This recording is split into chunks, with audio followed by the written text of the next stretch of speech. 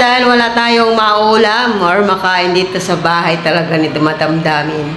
Ayan, gagawa tayo ng tortang noodles.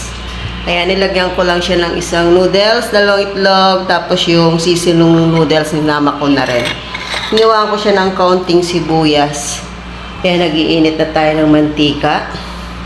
So, tortang noodles ang ating ulam for today. Maiba naman. Hindi na may sabaw, pero in short, indomie pa rin yan. O, diba?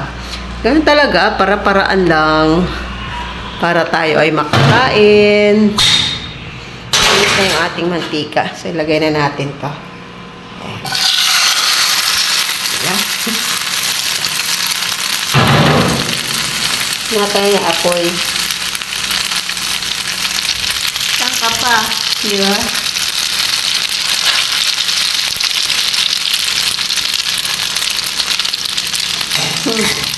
Torta.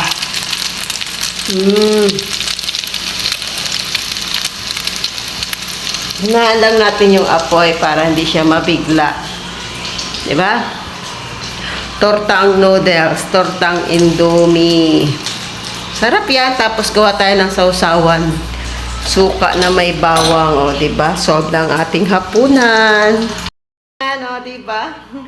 Yung ating tortang noodles. O, diba? Kita nyo naman. Crunchy na siya.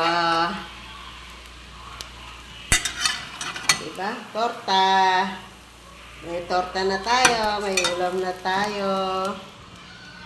Diba? Tortang noodles. Ulam natin for today. So, gawa tayo ng ating sausawan. Ito na yung ating tortang noodles. Ito yung ating kanin. Dami, diba? Ito yung ating sausawan. O, diba? Sarap. Ganyan lang yan.